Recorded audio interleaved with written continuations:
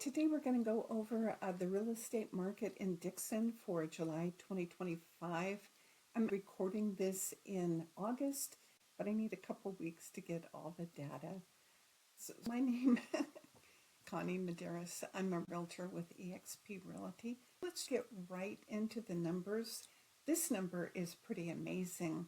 Sold to list ratio is at over 100%, which means that over 50% of the homes are selling at list price or slightly above, which is great. It shows a really strong market. 31 days on the market means most buyers are not only pre-approved, they're probably fully underwritten to move this quickly. Days on the market, months of inventory, this is really low, indicating a seller's market. A lot of cities now have into a buyer's market, but Dixon still is showing a strong seller's market. The median list price, it's up almost 5% from last month, but we're expecting overall appreciation to be 4%.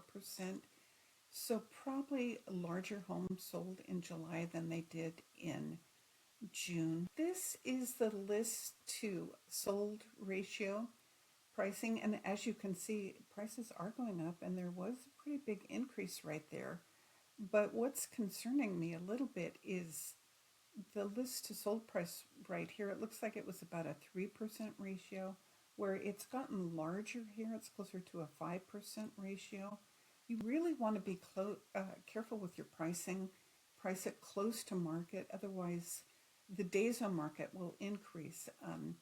It'll sit on the market.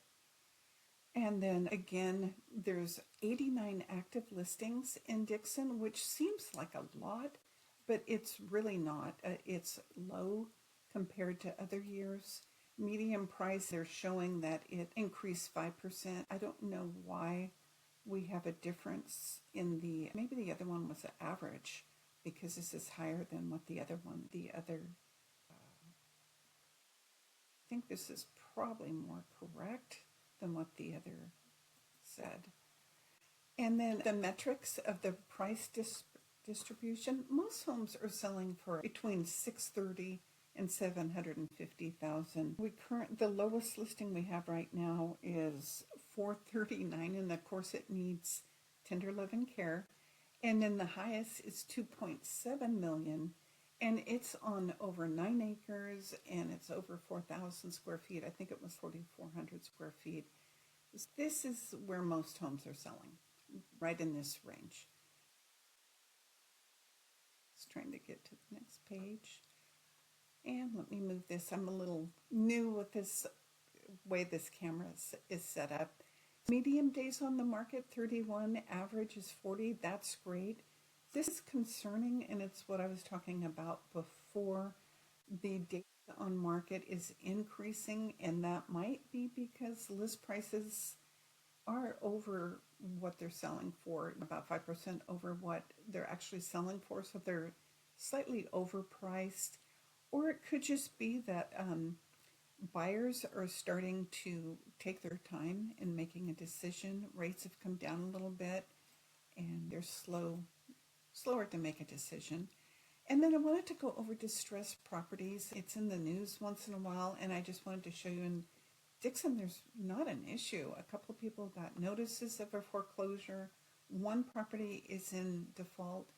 But if you know someone that is having financial issues, there are so many things they can do. So give me a call, contact me. I'm happy to walk them through different options that they have. Most people have a lot of equity. They could sell, or there's other things they can do.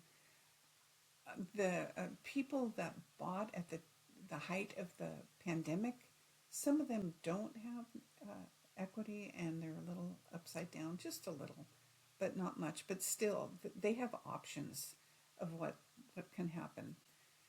Looking ahead and understanding the financial landscape and what it means to you, mortgage rates are dropping, which is nice. Back here, let's see. Back in October 23, interest rates were over 7%, like almost 0.3%. And then a year ago, they were about 6.49. And now they've dropped last year slightly under 6.6. So it's slowly going down. It's a nice downward. Expect that to increase. They're saying there's an 85% chance that the Federal Reserve will drop their rates in September. And mortgage rates usually follow that. And then we know next year Trump is planning to change the Federal Reserve chairman and really put pressure on bringing rates down. Hopefully that's the case. The market outlook, inventory is rising. Other cities have moved into a more normal or buyer's markets. That may happen, but right now, strong market still. Pricing is increasing. Lack of inventory helps with that, brings prices up. Where when we start to get a lot of inventory, we start to see prices go down. A seller's action plan. Every home, every neighborhood, every situation is unique. And I'm happy to go over that with you. But really, as I've said before, pricing is so important. I'm also a licensed appraiser.